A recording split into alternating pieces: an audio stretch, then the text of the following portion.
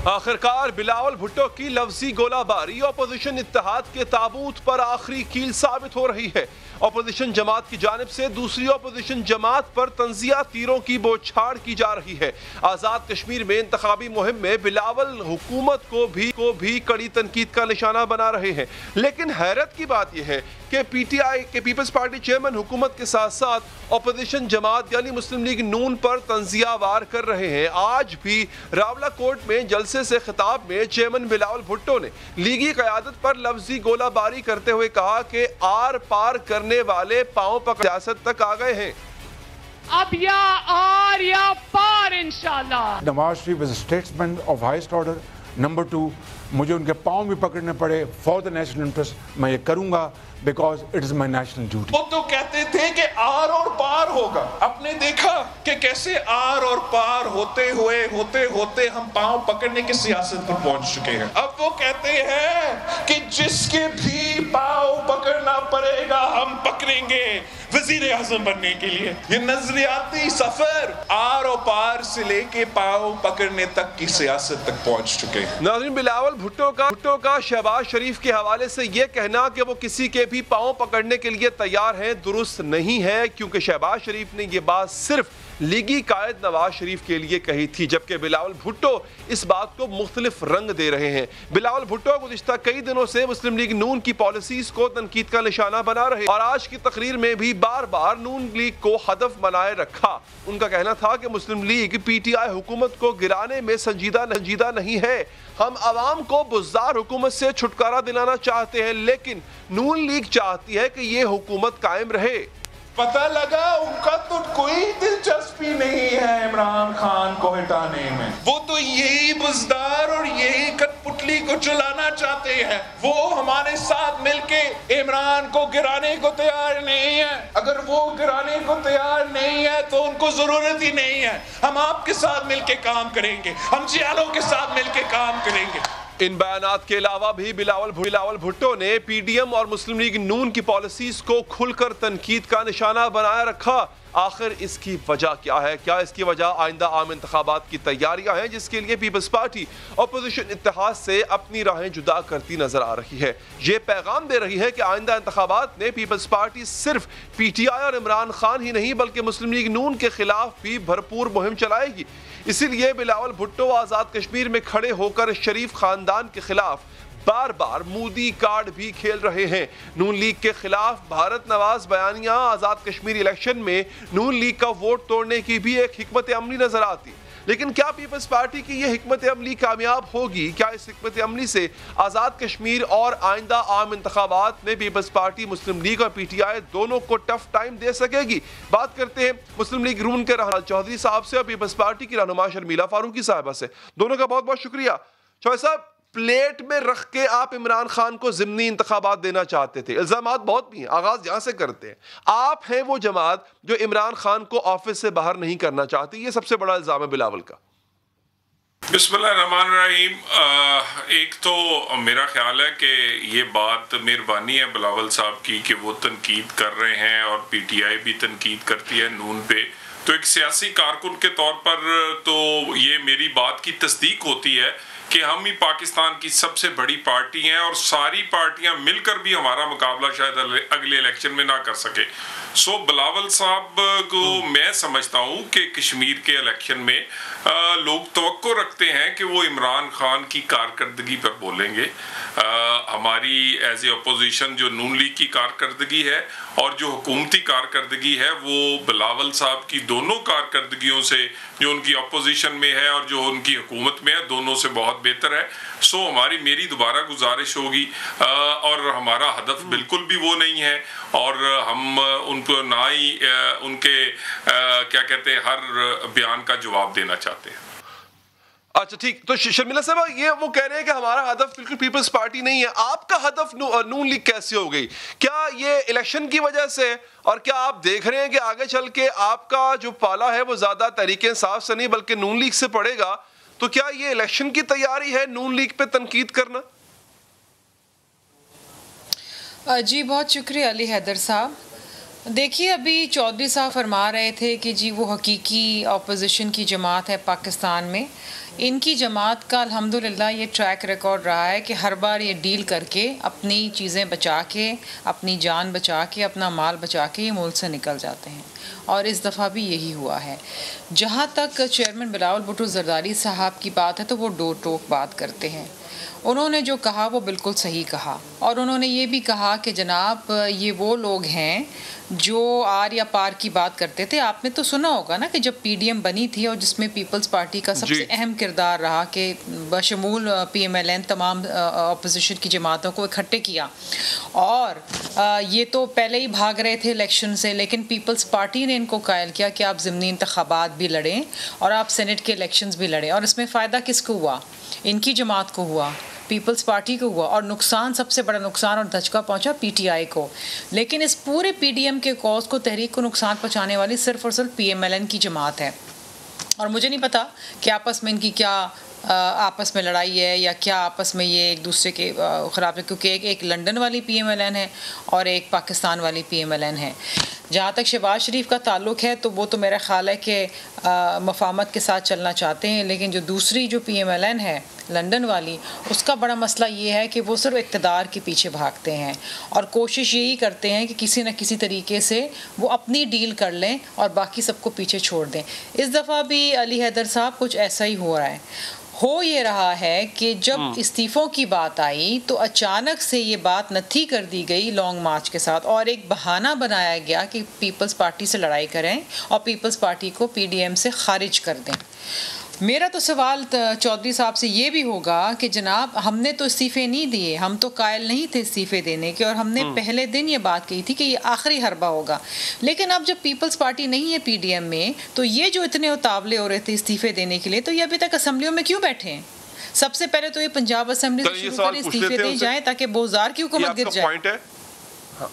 हाँ, ये आपका पॉइंट है, और बल्कि एक जो बात बिलावल साहब ने अगली की थी अतमाद की, मैं उसमें भी आता हूँ। ये पॉइंट है तलाल चौधरी साहब के, एक तो आपको इस्तीफे देने थे तो आप अब इस्तीफे दे दें, आप दे दें, बाकी जमातें जो पीडीएम की हैं वो दे दें, पीपल्स पार्टी तो अब है ही नहीं ना इसमें। एक दूसरी बात ये कि आप अब क्या पाँव पकड़ रहे हैं, किसके पाँव पकड़ रहे हैं आप? ये बात भी बिलावल साहब ने की है कि आप शुरू हुए थे नजरियाती सियासत से, इनकलाबी सियासत से, बात खत्म हो गई पाँव पकड़ने तक। देखिए, एक तो पाँव पकड़ने की जो बात हुई है वो हुई है बड़े भाई की, कायद के पाँव पकड़ने की। ये एक पंजाब में और पाकिस्तान में कल्चर है कि जब किसी बड़े से बात की जाती है तो फिर कई दफ़ा आप आर्गूमेंट के साथ अदबन वो कहते हैं जी कि पाँव या उनके घुटनों को पकड़ा गया है, तो ये एक मुहावरतन ये अगर बात की गई तो ये एहतराम की झलक आती है इसमें।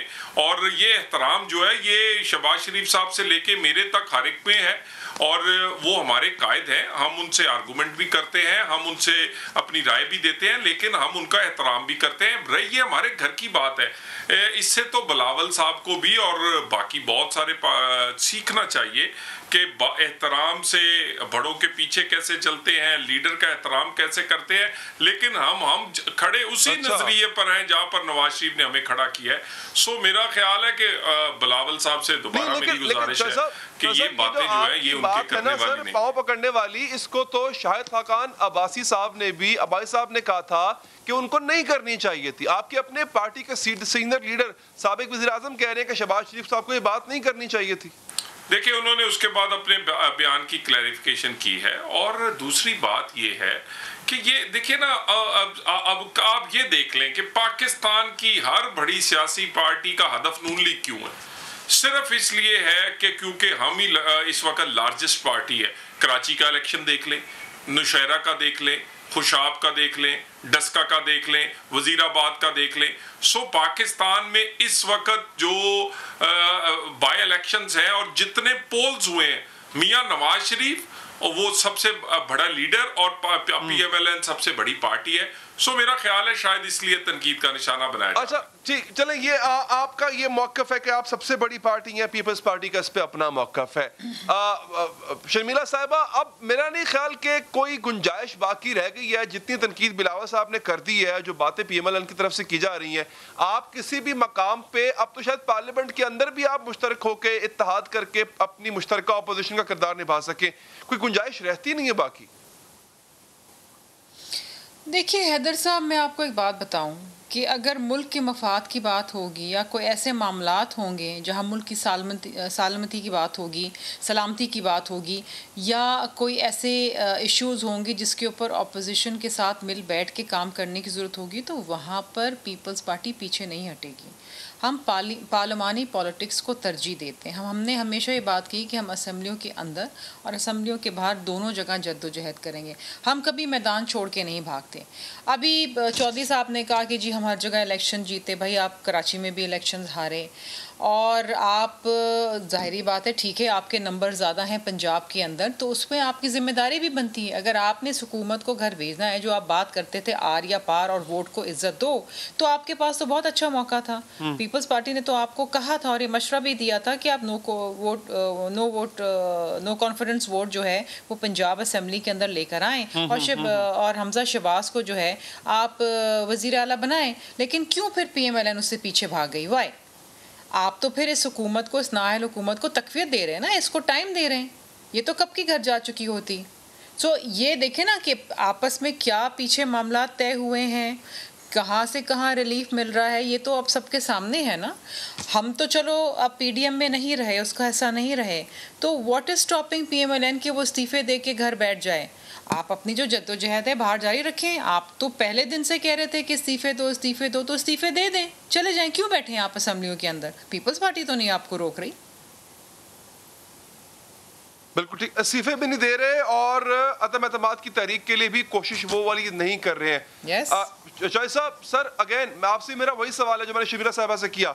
आपके अपोजिशन का इत्तेहाद अब मुश्किल नजर आता है, क्या कोशिश की जाएगी आगे चल के, इस पर कोई बात की जाएगी? देखिए, मेरा ख्याल है कि पहले भी पीपल्स पार्टी ने बेवकत PDM से अलहदा होकर जो फायदा है वो इमरान खान को दिया है और अब भी वो तनकीद करके नून लीग को इमरान खान को फायदा दे रहे हैं। तो मेरा ख्याल है कि बिलावल साहब को अपनी स्ट्रेटजी पर गौर करना चाहिए। उनके अमल से और उनके बयानात से फायदा जो है वो सिलेक्टेड लेकर जा रहा है, वो इमरान खान को मिल रहा है। अच्छा, फायदा इमरान खान को मिला। शबीर साहब, क्या ऐसा है, देखिए मैं इसमें गिलानी साहब का इलेक्ट होना, फिर जो है वो उसके बाद जो इमरान खान साहब की अदम एतमाद की तहरीक थी उसमें पीपल्स पार्टी का किरदार, ये चीजें गिनवाते रहते हैं, नून लीग वाले भी गिनवाते रहते हैं। आपके एक्शंस और इस्तीफा ना देना, आपके एक्शंस इमरान खान को फायदा देते। जी जी, देखिए, हम तो PDM हमने बनाई है, दिस इज़ आवर बेबी, और ये पीपल्स पार्टी की एक बहुत बड़ी कामयाबी, क्योंकि पीपल्स पार्टी हमेशा कंसेंसस पॉलिटिक्स करती है। जब स्वात में भी ऑपरेशन था, हमने पूरे मुल्क को इकट्ठा किया और उस ऑपरेशन के पीछे, फ़ौज के पीछे पूरी कौम खड़ी थी। हम बिलीव नहीं करते डिवाइड एंड रूल के अंदर। इसी तरीके से हमने इनको कायल किया कि आज ज़मनी इंतखाबात लड़ें, सेनेट के इलेक्शन लड़ें, जो आज एक बड़ा क्लेम कर रहे हैं ना कि हम जीते हैं। अगर ये उसमें, ये तो उस वक्त कह रहे थे इस्तीफ़े दे दो और इनका बाइकआउट करो, तो अगर ये बाइकआउट करते तो आज किसको फ़ायदा होता? सिलेक्टेड को होता ना। तो हमने इनको कायल किया कि नहीं, आप इलेक्शंस लड़ें। अब जो ये बात कर रहे हैं कि पीपल्स पार्टी चलेगी PDM, पीपल्स पार्टी PDM से कभी भी नहीं गई। पीपल्स पार्टी को इज्जत देनी चाहिए। पीपल्स पार्टी को इस तरीके से शो कॉज नोटिस देना, पीपल्स पार्टी को उसकी तस्दीक करना, ये कोई बच्चों का खेल नहीं है। ये पाकिस्तान की बहुत बड़ी जमात है, सबसे बड़ी जमात है। वो जमात है जो पाकिस्तान में जिसने सबसे ज़्यादा जमहूरियत के लिए कुर्बानियाँ दी हैं, जानों के नजराने दिए। पीपल्स पार्टी के बानी शहीद जुल्फ़िकार अली भुट्टो साहब जो हैं, वो इस मुल्क को एटमी ताकत बना गए, जो आज बहुत से लोग आगे जाने वाले लोग जो हैं वो क्रेडिट ले जाते हैं, लेकिन इट वो शहीद जुल्फ़िकार अली भुट्टो साहब, और उसके लिए उन्होंने अपनी जान का नजराना दिया है। सो ये बात ना कहें हमें, हम हमेशा साफ साफ बात करते हैं और हमने हमेशा साफ साफ बात की और हमने कहा है कि आप पार्लिमान के अंदर और पार्लिमान के बाहर दोनों जगह जद्दोजहद, मैदान छोड़ के भागने वाले तो ये हैं, ये तक़वियत दे रहे हैं इस सेलेक्टेड हुकूमत को। अब भी इनके पास वक्त है, ये दिखाएं कि ये इनसे मिले हुए नहीं है और इस्तीफे दें और घर जाएं। ठीक है शर्मिला साहब, बहुत बहुत शुक्रिया आपके कीमती वक्त का। तलाल चौधरी साहब, आपका भी बहुत बहुत शुक्रिया। आगे बढ़ेंगे नाज़रीन। इस्लामाबाद में एक दिल दहला देने वाला वाकया पेश आया। सोशल मीडिया पर एक फुटेज वायरल हुई जिसमें एक शख्स एक लड़के और लड़की पर तशद्दुद कर रहा है। वीडियो में वो शख्स लड़के और लड़की से बदजुबानी करता है और उनके चेहरों पर बार बार थप्पड़ मारता है। वीडियो में ये भी देखा जा सकता है कि वो शख्स दोनों के कपड़े उतारने की कोशिश करता है, कपड़े लड़की के उतार भी देता है। अगली वीडियो में जो मैं आपको डेफिनेटली दिखा नहीं सकते, उस वीडियो में लड़की को बरहना कर देता है। तशद्दुद का शिकार लड़का और लड़की खौफजदा है।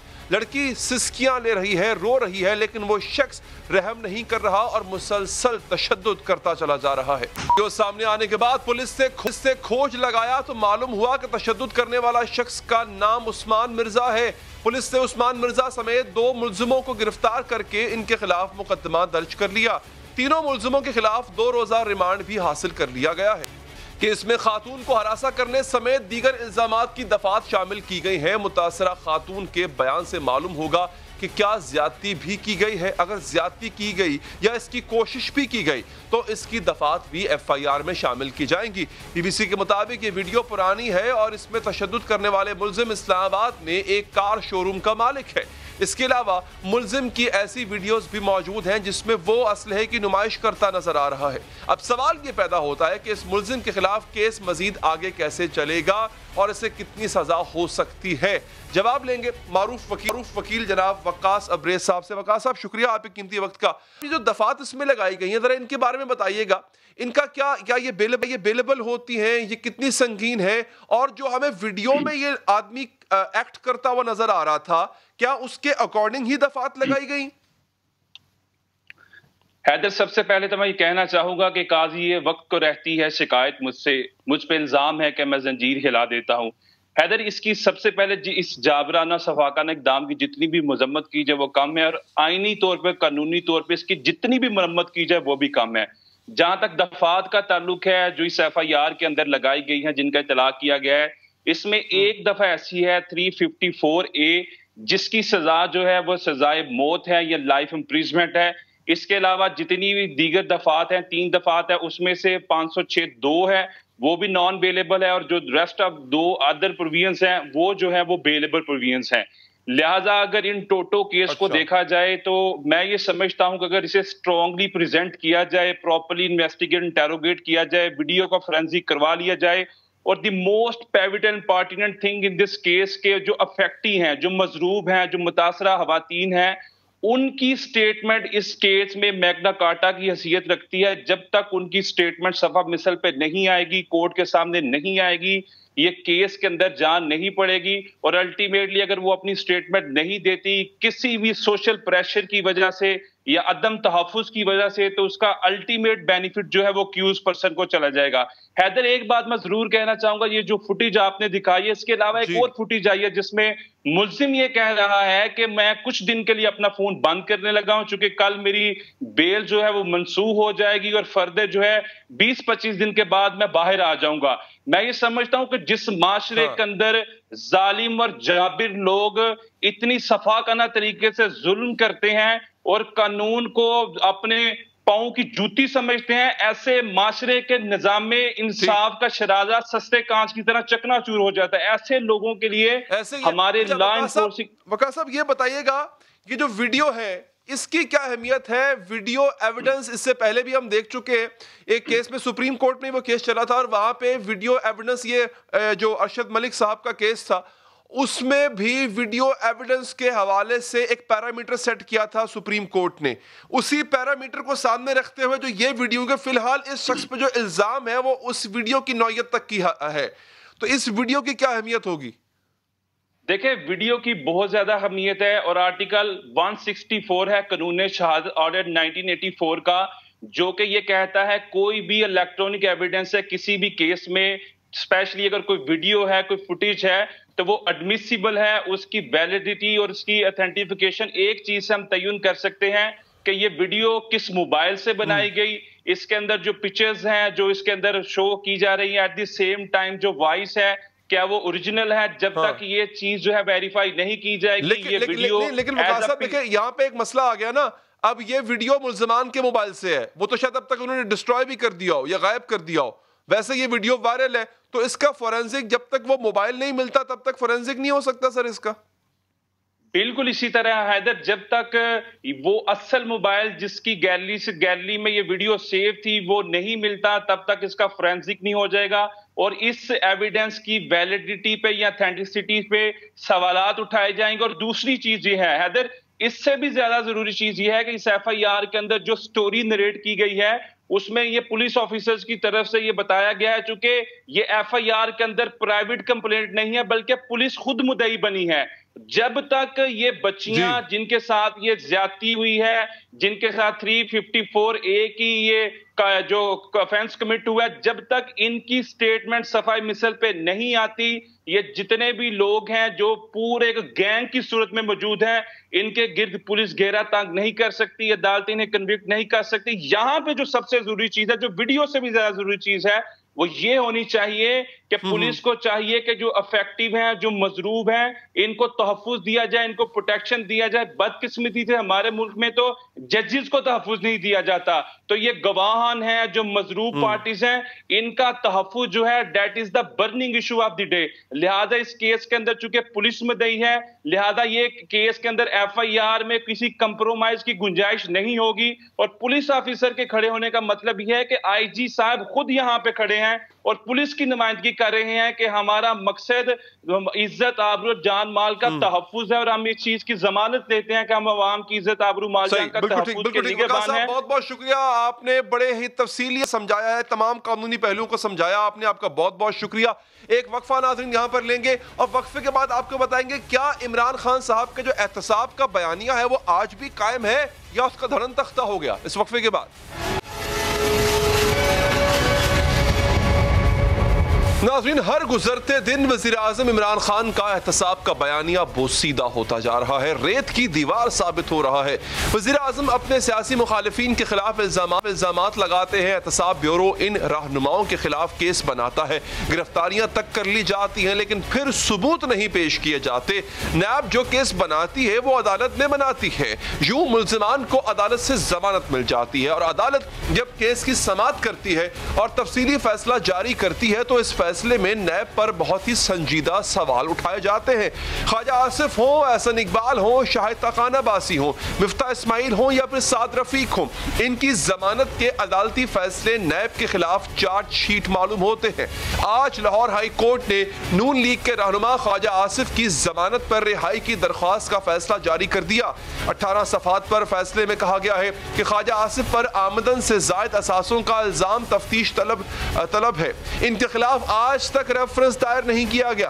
ख्वाजा आसिफ ने अपनी बैरून मुल्क की आमदन इनकम टैक्स रिटर्न में जाहिर कर रखी है।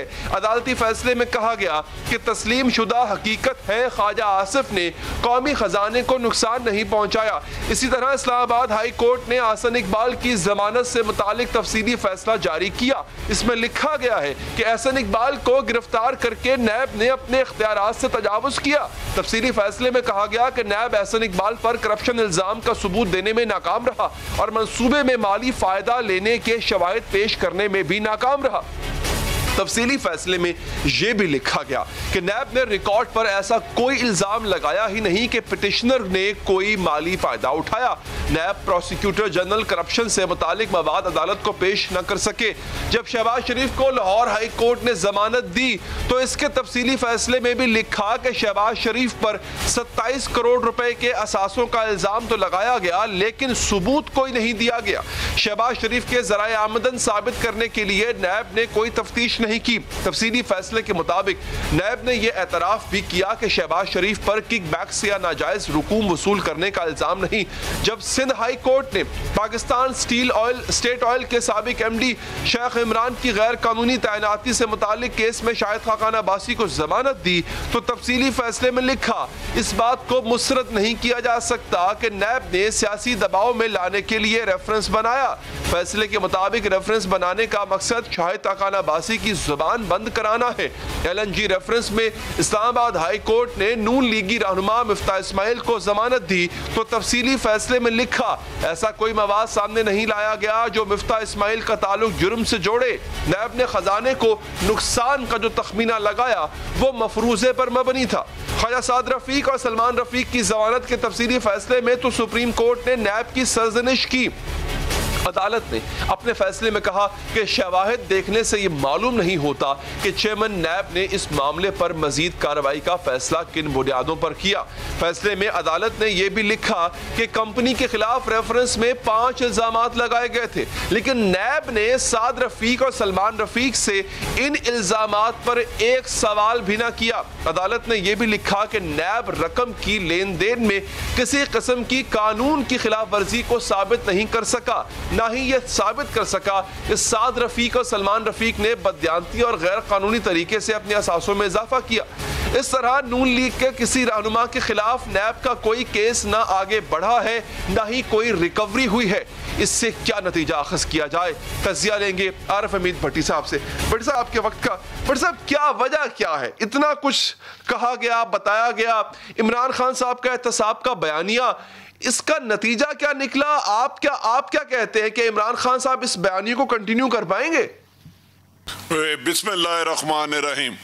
अली, पाकिस्तान में एहतसाब ताकतवर का हो ही नहीं सकता। ये एक सफेद झूठ है, ये गलत बयान है। गरीब आदमी के लिए कानून है, वरना ये फराड है। जिस मुल्क में मुजरम लंदन चले जाए, जिस मुल्क में मुजरम सऊदी अरब रात को चले जाए, वहां आप इंसाफ के किससे उम्मीद करते हैं? एक तरफ वजीर आजम, साबिक वजीर आजम पाकिस्तान नवाज शरीफ साहब को सुप्रीम कोर्ट कामा रखने पर नहल कर रही है, नहल। उधर हाई कोर्ट कामा रखने पर उनकी बेल दे रही है कि ये कोई मुल्क को नुकसान नहीं पहुंचाया। मुझे समझ में नहीं आ रही कि इस मुल्क में ताकतवर को सजा देने के लिए क्या तरीका है।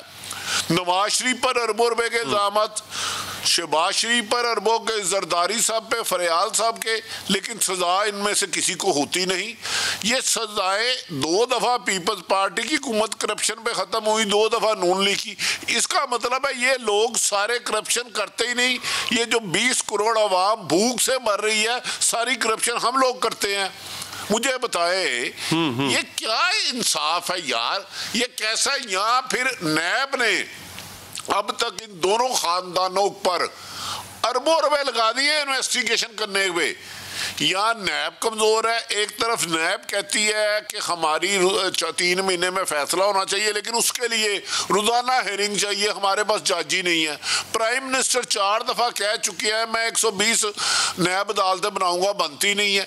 आज ही मरियम नवाज साहबा जज साहब को ये कह रही थी, उन्होंने कहा जी हम आपका हफ्ते में 2 दिन सुनेंगे। वो कहती है आपको इतनी जल्दी इंसाफ करने की जरूरत क्या है? कहीं अगर इल्जाम सच्चे हैं या झूठे, ये तो अदालतें फैसले करेंगी। लेकिन मैंने अपनी जिंदगी में जो देखा है, हमारे वकला भी केस को लंबा खींचने में बहुत अहम रोल अदा करते हैं। कानूनी इबहाम इतने हैं कि जिसकी इंतहा कोई नहीं है। जिंदा मिसाल मुझे इसकी अली हैदर दे दे कि सुप्रीम कोर्ट जो मुल्क की सबसे बड़ी अदालत है, वो एक वजीर आजम को घर भेजती है कामा रखने पे कि वो तनख्वाह भी नहीं ले रहा। उसी मुल्क की हाई कोर्ट एक डिफेंस मिनिस्टर, जो डिफेंस मिनिस्टर है, जिसने डिफेंस करना है, उसको कह रही है नहीं, इस पर कोई इल्जाम नहीं है। इसका मतलब है कि पाकिस्तान के वजीर आजम अगर किसी दूसरे मुल्क की नौकरी करते हैं तो जायज़ है, फिर मैं और आप भी 3-3, 4-4 तनख्वाहें लें, 3-4 टीमियों में काम करें। एहतसाब में कमी हो सकती है, मैं कहता कि एहतसाब साफ हो रहा है।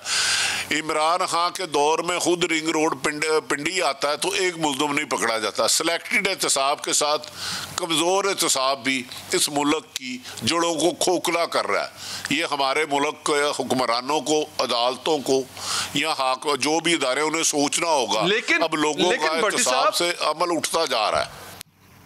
भट्टी साहब, इनका तो नारा ही एहतसाब था ना सर, आवाम को मंशूर भी एहतसाब का दिया, वो भी नहीं कर पाएंगे तो क्या करेंगे? चले मान लिया जनाब सिस्टम ऐसा है, उस सिस्टम को तब्दील करने की कोशिश भी नहीं की गई, जुडिशल रिफॉर्म नहीं लाए गए, किसी किस्म की रिफॉर्मेशन नहीं की गई, तो ये नारा जब था ही एहतसाब का, तो अब आवाम के पास अब क्या लेके जाएंगे? नहीं, अब इनका एहतसाब का बयानिया पिट चुका है। मैं माफी चाहता हूँ, इमरान खान का ये बिल्कुल जीरो हो चुका है। मैं माफ़ी चाहता हूँ इस हुकूमत में। मैं कल परसों एक सुप्रीम कोर्ट के सीनियर जज साहब के साथ बैठा था, रिटायर्ड। उन्होंने कहा बेटा अगर ये आप समझ रहे हैं करप्शन कम हुई है तो समझो एहतसाब ठीक हो रहा, करप्शन ज़्यादा हुई है तो समझो एहतसाब सिलेक्टेड है। मैंने कहा जी मेरी इन्फॉर्मेशन के मुताबिक तो करप्शन ज़्यादा हो रही है और मुकाबला हो रहा करप्शन का। तो एहतसाब का नारा इमरान खान साहब का मेरी नज़र में देखे ना, आपने साबिक 3 वज़ीर आज़म पकड़े, शाहिदा खान अब्बासी, नवाज शरीफ, यूसुफ रजा गिलानी, साबिक सदर आसफ अली जरदारी, शहबाज शरीफ वज़ीर आला और दर्जनों, इन सब में से किसी के पास से भी एक पैनी रिकवरी हुई है? वो अगर लगड़ बगड़ किसी नीचे से हुई है मुझे नहीं पता। तो कल को यही सियासतदान कहेंगे देखा इमरान खान ने पूरा जोर लगाया तो हम ड्राइक्लीन होके बाहर आए। ये तो इमरान खान साहब को अब सोचना है कि नदीम मलिक जैसा सोफिस्टिकेटेड ऑनेस्ट आदमी को FIA गर्दी के तहत नोटिस आता है और खुद इनके बंदे अरबों रुपए खा रहे हैं और वो एडवाइजर बन जाते हैं। यार ये इंसाफ ऐसा होता है कि वो नदीम मलिक साहब खबर दे रहे हैं, जिसने वो वीडियो बनाई फाश, मरियम ने प्रेस कॉन्फ्रेंस की, जिसने ब्लैकमेल किया जज को, 2 बंदों ने किया, एक कहते हैं कोई इदारों ने किया, एक कहते हैं पार्टी ने किया, उनको नहीं बुलाया FIA ने। नदीम मलिक साहब को नहायत काबिल एहतराम हमारे जो बिल्कुल ऑनेस्ट है उनको बुला लिया। तो ये पाकिस्तान में एहतसाब इंतकाम बन चुका है।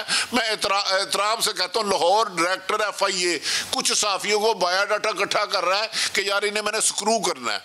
तो यार एहतसाब में जब इंतकाम की बू आएगी तो फिर शफाफियत पे उंगलियां जरूर उठेंगी। तो मैं समझ रहा हूँ इमरान खान का जो एहतसाब का बयानिया वो उस पे अब उंगली उठाना या सवाल करना बीइंग ए जर्नलिस्ट मेरा राइट है कि आपने 3 वज़ीर आज़म साबिक का सदर को पकड़ा, इनसे रिकवर क्या हुआ। लेकिन मैं बताइएगा कि ये एहतसाब, जब भी हम एहतसाब का नाम सुनते हैं हुकूमत के मुंह से तो वो लगता है कि वो सारे का सारा जो एहतसाब का दायरा है वो नवाज शरीफ फैमिली या नून लीग के इर्द गिर्द है। उतनी जोर से, उतने पैशन से हम जरदारी साहब का क्यों नहीं सुनते? हालांकि वहां पर भी बेतहाशा केसेस है, वहां पर भी मनी लॉन्ड्रिंग के और जाली अकाउंट के केसेस हैं। तो वो हमें नजर क्यों आता है कि एहतसाब का सारा रुख एक तरफ है? देखिए आसफ अली जरदारी साहब के बारे में मौजूदा वज़ीर आज़म और हुकूमत के सैकड़ों बंदों ने कहा जी बेनामी अकाउंट में खरबों रुपए खा गए।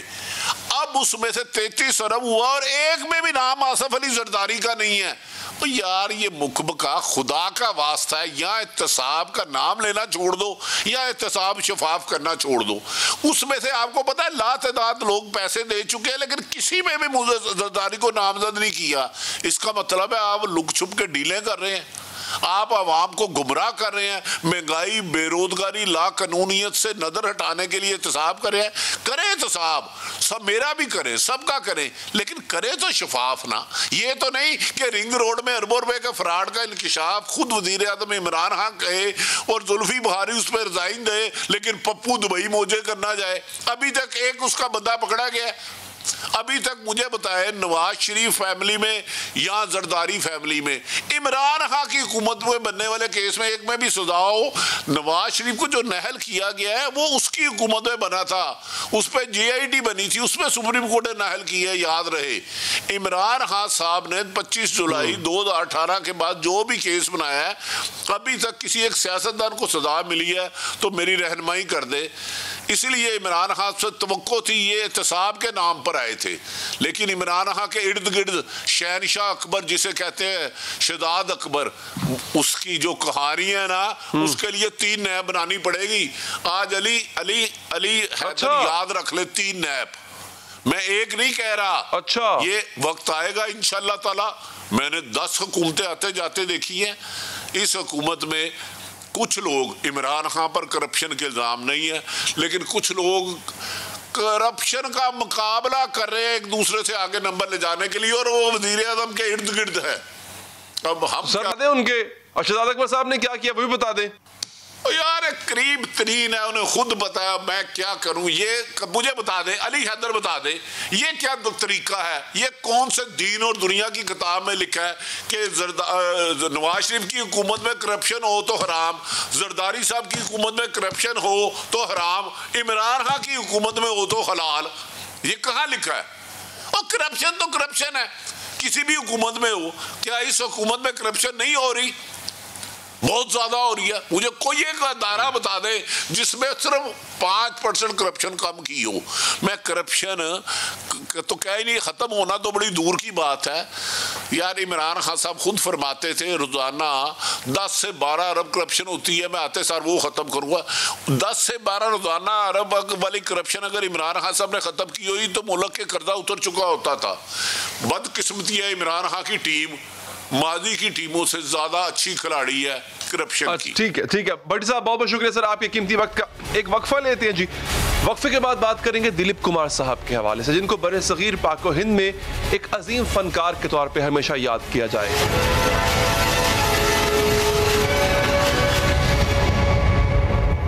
आज बरे सगीर का अजीम तरीन फनकार दुनिया से चला गया। पेशावर का यूसुफ खान पेशावर की मोहब्बत सीने से लगाए दुनिया से रुखसत हो गया।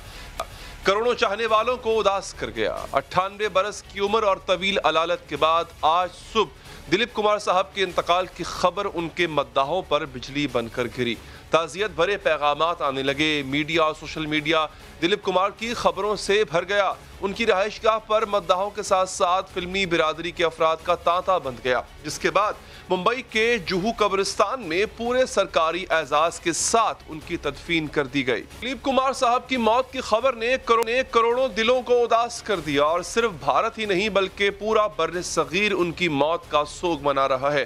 पाकिस्तान भर में इस अजीम फनकार के बिछड़ने का गम तारी है।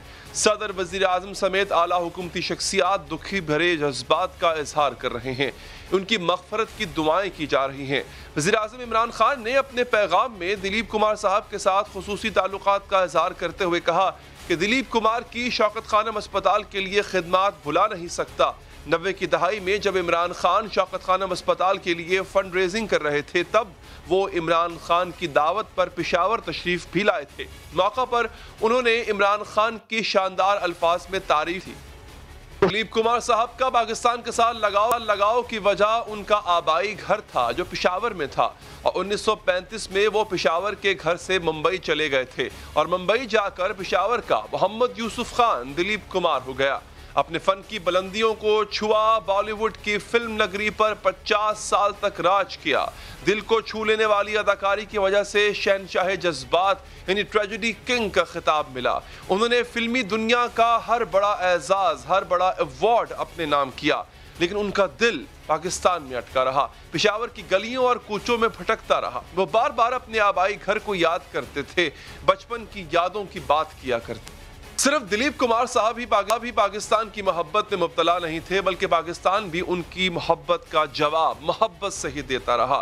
दिलीप कुमार साहब को अपने पेशावर के आबाई घर से खुसूसी मोहब्बत थी और खैबर पख्तूनख्वा की हुकूमत ने अजीम फनकार को खिराज तहसीन पेश करते हुए दिलीप कुमार साहब के आबाई घर को कौमी वर्सा करार दे दिया।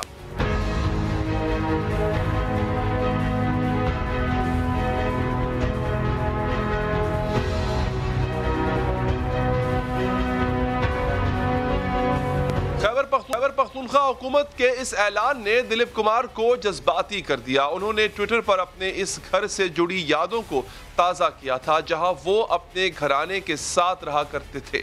पाकिस्तान से मिलने वाली मोहब्बत यहाँ तक महदूद नहीं रही, पाकिस्तान के अवाम और पाकिस्तान की हुकूमतों की जानिब से भी बार बार इनके साथ खुसूसी ताल्लुक़ का इज़हार किया जाता रहा। हमारे साथ मौजूद हैं इस वक्त ताहिर सरवर मीर साहब। आप एक मुल्क का जाना माना नाम है और ताहिर सरवर मीर साहब की मुलाकात भी हुई दिलीप साहब से, तो पहले ज़रा उनसे पूछते हैं कि उन मुलाकातों का अहवाल बताएं। मीर साहब, बहुत शुक्रिया सर आपकी कीमती वक्त का। बताइएगा बतौर इंसान यूसुफ खान साहब कैसे थे? आपकी उनसे मुलाकात भी हुई, ज़रा उस मुलाकात का भी अहवाल बताइएगा। अच्छा, एक तो मैं उनको ये ट्रिब्यूट पेश करना चाहूँगा कि वो दुनिया के सबसे पहले मेथड एक्टर थे, क्योंकि उनका करियर जो है 1944 से 1944 से शुरू होता है और वेस्ट या दुनिया में मार्लन ब्रांडो साहब को कहा जाता है कि पहले मेथड एक्टर हैं, वो 50s में फिल्म से वाबस्ता होते हैं। और मैं अर्ज करूं कि 2001 में जुलाई 2001 में दिलीप कुमार साहब से मेरी पहली मुलाकात हुई थी, और ये वो वक्त था जब एक मिलेनियम ख़त्म हो गया था और नई सदी और नए मिलेनियम का आगाज़ हुआ था।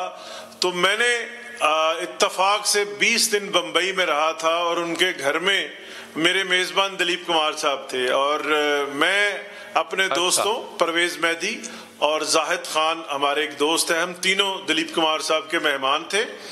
और जुलाई 2001 में जब मेरी मुलाकात हुई तो उस वक्त आर्टिस्ट ऑफ मिलेनियम का अवार्ड अमिताभ बच्चन साहब को मिला था। तो मैंने दिलीप कुमार साहब से पूछा कि आप इसे कबूल करते हैं, इस फैसले को? तो दिलीप साहब ने ज्यादा बोले नहीं, लेकिन मैं समझ गया कि वो नाराज हैं। अगले दिन इत्तफाक से मैंने इंटरव्यू किया मिस्टर बच्चन का, अमिताभ बच्चन का। तो मैंने उनसे कहा कि आपने दिलीप साहब के होते हुए आर्टिस्ट ऑफ मिलेनियम का अवार्ड ले लिया, क्या आपको लेना चाहिए था? तो मिस्टर बच्चन ने कहा था कि ये छोटी एज के लोगों ने, इंटरनेट पोलिंग हुई है और वोटिंग हुई है, उसमें अवार्ड हुआ, और अगर मेरा अवार्ड आप पूछे, मेरा वोट पूछे, तो वो साहब के लिए है, और वो साहब से मुराद दिलीप कुमार साहब। तो मैंने वो टेप रिकॉर्डर जो है दिलीप कुमार साहब को आके सुनाई, तो उससे पहले दोनों नाराज हो गए थे, बोल नहीं रहे थे। तो ये शाजी, ये दोनों आर्टिस्टों की इस तरह से 2001 में ये पाकिस्तान का क्रेडिट है, मेरा कह ले मेरी वजह से ये हुआ। तो दोनों की, अमिताभ बच्चन साहब सुलह हो गई। और दूसरा ये मुझे याद है कि जब नवाज शरीफ वजीर आजम बने थे तो सायरा बानो का टेलीफोन आया था और उन्होंने कहा कि साहब ने 2 नफल शुक्राने के अदा किए हैं, ये आप बात वहां पहुंचाएं। तो परवेज रशीद साहब को मैंने बताई थी बात, क्योंकि नवाज शरीफ साहब से मेरा डायरेक्ट जो है वो उस तरह से वास्ता नहीं कभी रहा, ना मैंने कभी कोशिश की। तो मैंने परवेज रशीद साहब को बता दिया था कि इस तरह से दिलीप कुमार साहब के दिल में एक नरम गोशा था नवाज शरीफ के लिए, क्योंकि निशाने इम्तियाज, आपको पता है पाकिस्तान का सबसे बड़ा अवार्ड जो है वो दिया गया था दिलीप कुमार साहब को। और मेरी जो आखिरी मुलाकात हैदर साहब हुई है दिलीप कुमार साहब से, वो 9 दिसंबर 2012 को हुई थी। और यहाँ मुझे अदाकार सुहेल अहमद अजीजी वो स्पेशली लेके गए थे कि आप मुझे दिलीप कुमार साहब से मिलवाइए। तो हम जाके उनसे मिले थे 9 दिसंबर 2012 को। और मुझे याद है कि सुहेल साहब को, सुहेल अहमद को उन्होंने देखकर कहा था कि जब उन्होंने हाथ उनकी तरफ बढ़ाया है तो उन्होंने कहा है हिंदको में कि एनी देर नल क्यों आए। तो मुझे ये लगा कि सुहेल अहमद और दिलीप कुमार का कोई बॉन्ड पहले से मौजूद है जी। और उन्होंने, सायरा बानो साहिबा ने कहा कि 11 दिसंबर को दिलीप कुमार साहब की सालगिरह है तो आप शिरकत करके जाइएगा। तो हमने यहाँ वापस आना था क्योंकि वो यहाँ एक प्रोग्राम करते हैं, आपको पता है, कई सालों से। तो उन्होंने वो सुहेल साहब ने माजरत की कि जी हमें आज ही इनकी ज़ियारत करने दें, हमने जाना है। तो हैदर साहब, मैंने दीवाना वार, मैंने कहा चलें आज ही साहब की सालगिरह कर लेते हैं। और मैंने गाना शुरू कर दिया दिलीप साहब का, सुहाना सफर और ये मौसम हंसी, हमें डर है हम खो न जाए कहीं। तो दिलीप साहब का ध्यान नीचे था, उन्होंने यूं पैनिंग करके मेरी तरफ देखा है। तो हैदर साहब, मेरी फीलिंग ये थी कि मैं मर्द से औरत बन गया हूं। उनकी आंखों में जो चमक और एक रोशनी थी, अच्छा, उस वक्त मुझे ये ख्याल आया कि ये 90 साल के दिलीप कुमार की अगर आंखों की रोशनी मैं उनका सामना नहीं कर रहा, तो जवान वजंती माला और वहीदा रहमान जब जवान होंगी और दिलीप कुमार साहब भी जवान होंगे, तो ये किस तरह से सामना करती होंगी ये इनकी हीरोइनें। तो दिलीप साहब एक जादू थे और जो आज दुनिया से उठा है और गया है, और पाकिस्तान के लिए उनके दिल में हमेशा से मोहब्बत थी। हमारा भी कोई रेफरेंस नहीं था जब हम गए थे। मैं जब उनके घर गया था तो मैंने जैसे अर्ज किया कि 20 दिन में उनके घर में मेहमान था और वो मेज़बान थे, तो रेफरेंस ये था कि ये पाकिस्तान से एक जर्नलिस्ट आया है, और इससे ज़्यादा ना कोई अजीज़दारी थी ना कोई रिश्तेदारी थी। तो दिलीप कुमार साहब के जो दरवाजे थे, दोनों घर, पाली हिल में 2 घर हैं उनके, एक में सायरा बानो के साथ वो कई सालों से रह रहे थे, और एक वो घर जिसमें उनके भाई एहसन खान और असलम खान रह रहे थे। अभी 4 महीने पहले कोरोना के ही बायस उनका इंतकाल हुआ है। एक 90 ईयर्स के थे और एक 88 ईयर्स के। असलम साहब छोटे थे। तो वो पाकिस्तान और पाकिस्तानियों के लिए उनके दरवाजे जो हैं हमेशा से खुले रहे। मीर साहब बहुत शुक्रिया आपका। प्रोग्राम का वक्त यहाँ पर खत्म हो जाता है, दीजिए इजाजत, अल्लाह ने के बाद।